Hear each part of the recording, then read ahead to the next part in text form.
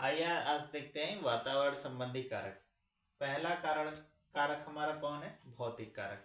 जैसे भौतिक कारक में हम ये देखते हैं कि उसमें प्राकृतिक और भौगोलिक परिस्थितियां और जलवायु के बारे में देखा जाता है। जैसे कि हम जानते हैं कि पृथ्वी पर जो भी हमारी महाद्वीपीय जलवायु रहती है वो अलग अलग होती है। भूमध्य रेखा पर ज़्यादा गर्मी पड़ती है।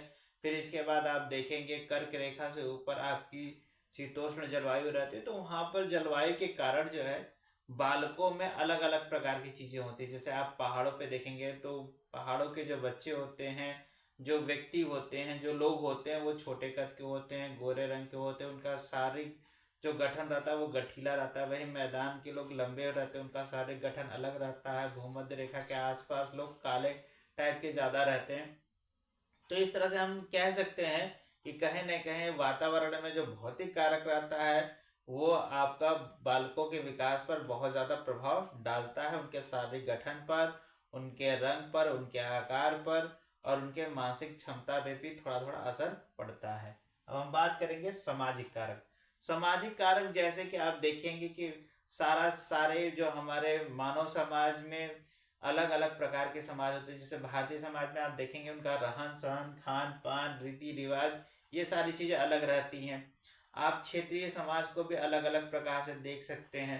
तो सामाजिक व्यवस्था, रहन सहन, रीति रिवाज के अनुसार भी बालकों का विकास जो है वो आपका प्रभावित रहता है। जैसे आप देखेंगे जो गांव के बच्चे रहते हैं, जो भी खेतिहर किसान कृषक समाज के जो बच्चे रहते हैं, वो शारीरिक रूप से बहुत ही ज़्यादा एक्टिव रहते हैं, बहुत ही ज़्यादा सक्रिय रहते हैं। वही आपके अगर शहरी समाज के देखेंगे तो शहर के लोग जो रहते हैं वो अलग अलग प्रकार के रहते हैं। उनके सामाजिक व्यवस्था के कारण उनका विकास एक अलग ही प्रकार से होता है।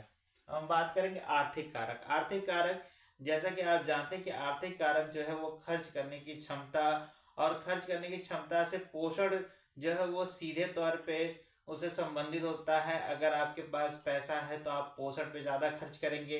पोषण पे ज़्यादा खर्च करेंगे तो जो बाल विकास पे जो उनका असर है, प्रभाव है, वो भी आपका सकारात्मक रूप से।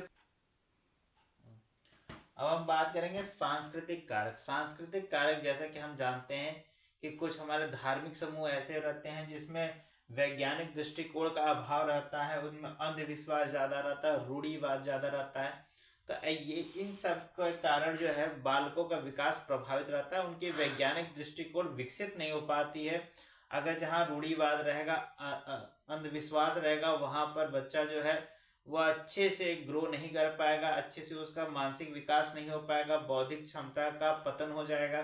जैसे कि आप जानते हैं अफगानिस्तान में तालिबानी जो हमारे हैं उनका सांस्कृतिक दृष्टिकोण काफ़ी ज़्यादा खराब है, अंधविश्वास ज़्यादा है, रूढ़िवाद ज़्यादा है, कट्टरवाद ज़्यादा है, वैज्ञानिक दृष्टिकोण का एकदम अभाव है। तो आप ये कह सकते हैं कि बालकों के विकास पर कहीं ना कहीं सांस्कृतिक कारक भी एक प्रभावी कारक के तौर पर कार्य करते हैं।